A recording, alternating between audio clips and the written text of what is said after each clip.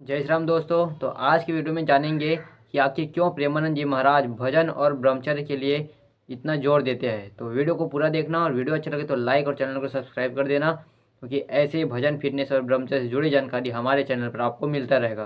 तो चलिए वीडियो को शुरुआत करते हैं। एक स्थिर कर लो, ब्रह्मचर्य बहुत गंभीरता स्वभाव में आ जाएगी।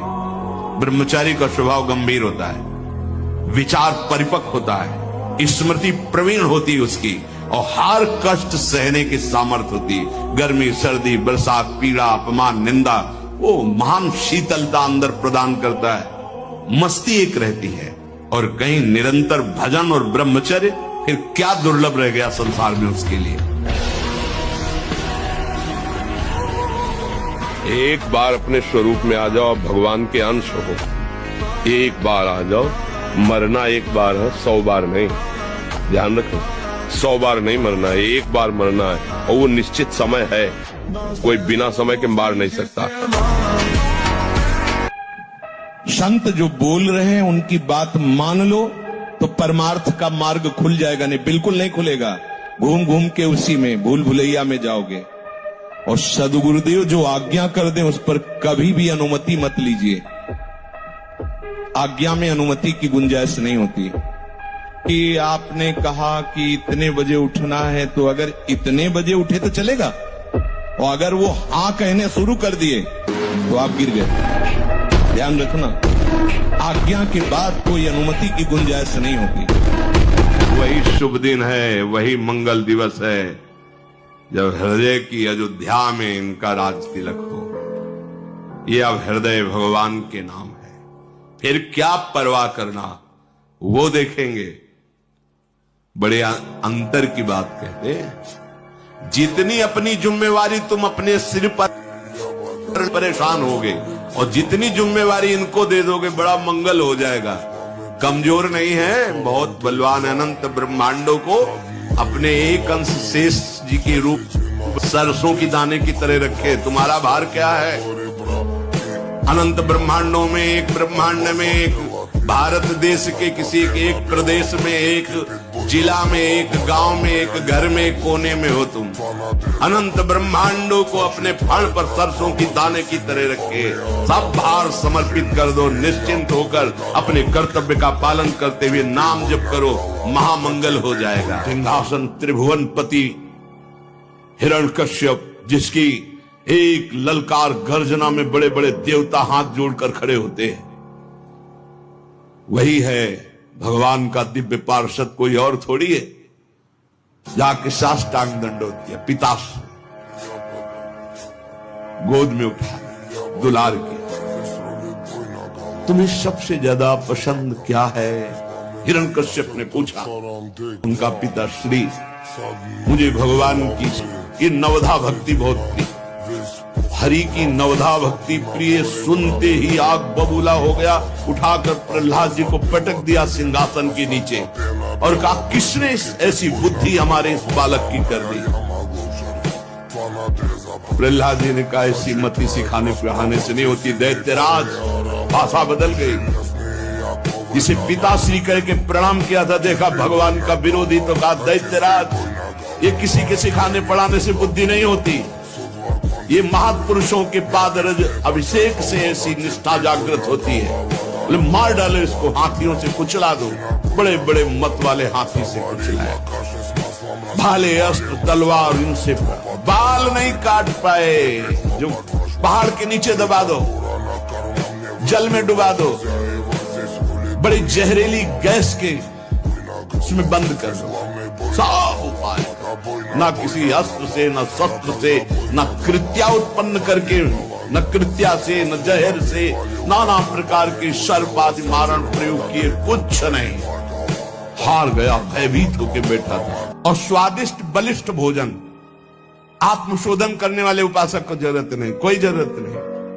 ये घी, रबड़ी, रसगुल्ला, दूध और ये बादाम, पिस्ता, ये गृहस्थों के लिए बने, ये भगवत मार्ग के पथिकों के लिए नहीं। उनके लिए नाम रूपी बल, ब्रह्मचर्य का महान ताकत, एक अद्भुत बल, एक अद्भुत उत्साह, एक अद्भुत तेज बना रहता। बादाम में थोड़ी है, हलवा में थोड़ी है। बादाम हलवा खा के तो बेकार हो जाओ। हे शुद्ध सात्विक थोड़ा अन्न एक बार डाल लिया शरीर पोषण के लिए, बस जल, व्यायाम, प्राणायाम, ब्रह्मचर्य, इससे बहुत बड़ा बल प्राप्त होता है। हमें निरंतर मन को वश में करना, मन को वश में करने के लिए ये शारीरिक बल की जरूरत नहीं। शारीरिक बल तो अपने आप बना रहता है। उत्साह, एक आत्मिक शक्ति, एक बल, एक अलौकिकता रहती है। ये निकृष्ट आचरण करने से नहीं। स्वादिष्ट और पौष्टिक भोजन की कोई आवश्यकता नहीं ब्रह्मचारी। 5 चम्मच उसमें दाल में घी डाल के और सब कर फिर कैसे हजम करोगे? तपस्वी उपासक को चाहिए स्त्री के रूप की तरफ, उसके हास्य की तरफ, उसके मधुवचन की तरफ, उनके संकेत की तरफ, उनके हाव भाव की तरफ, या स्त्री उपासक को चाहिए पुरुष की ऐसे परस्पर चितवन को ना देखे, ना चिंतन करे, ना देखे, ना चिंतन करे।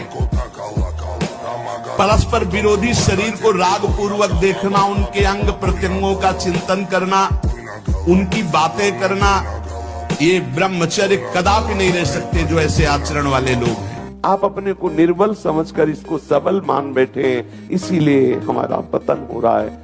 बिल्कुल इसकी किसी भी चाल में शास्त्र मर्यादा का उल्लंघन न करना। शास्त्र एक एक क्रिया के लिए आदेश करता है। आप इतना देखो, आप ऐसा देखो, आप ऐसे चलो, ऐसे बोलो, ये करो।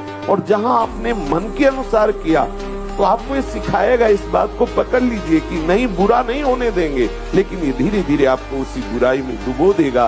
फिर आप चलोगे तो आप इतना नीचे उत्साहहीन होकर गिर गए हैं कि अब आप मन को संभाल नहीं सकते हैं। इसलिए प्यारे, पहली ही सीढ़ी पे से रोक लो, इसे उस मार्ग में उतरने मत दो। बिल्कुल शास्त्र विरुद्ध कोई भी चेष्टा जहां होने लगे तत्काल समझ लेना, ये ऐसे फुसलाता है कि हम ऐसा नहीं होने देंगे। आपको विश्वास दिलाएगा और धोखे के गर्भ में डाल देगा। इसलिए प्रथम पहले ही कदम पे रोक दो। नहीं, शास्त्र आज्ञा करता है, गुरु आज्ञा करता है, मुझे ऐसा नहीं करना है। जैसी परिस्थितियों में किसी से सहयोग के लिए नहीं कहेंगे तो हरि सहयोग के लिए आएंगे। इंतजार करना, आखिरी हद में रहना, बीच में टूटना नहीं। तो आखिरी में जो आएंगे वो हरि आएंगे, पक्का आएंगे, पक्का आएंगे। विश्वास कर लीजिए, बहुत बार देखा है, बहुत बार।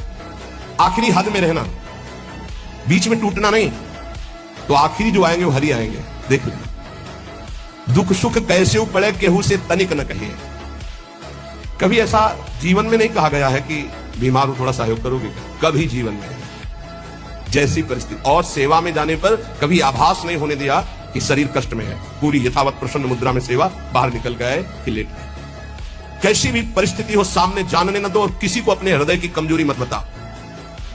खाने को नहीं है, दर्द है, बहुत समस्या है, मेरा हरि जान रहा है और उसने पास किया है ऐसी परिस्थिति, तो उनके द्वारा किया हुआ विधान मेरे लिए परम मंगल विधान है। रहीमन मन की मन व्यथा रखिए मन में गोए, सुनी चले हैं लोग सब बांट न ले है कोई। उपहास करेंगे लोग, कहना नहीं, अंदर की बात केवल अपने हरि। इसमें निष्ठा काम करेगी। अंगद की तरह पैर जमा दो, भगवान के प्रताप का स्मरण करके एक काम, क्रोध लोभ मोह मद मत्सर अब उठा दे मुझे भला परमार्थ से तो देखूं। भगवान को साक्षी करके और चल दो इस मार्ग, कोई नहीं उठा पाएगा। भगवान का बल लेकर आप कोई परास्त नहीं कर सकता। अगर बल स्मरण करो, मेरे बल से वृंदावन रानी, कौन परास्त? राधा राधा राधा राधा।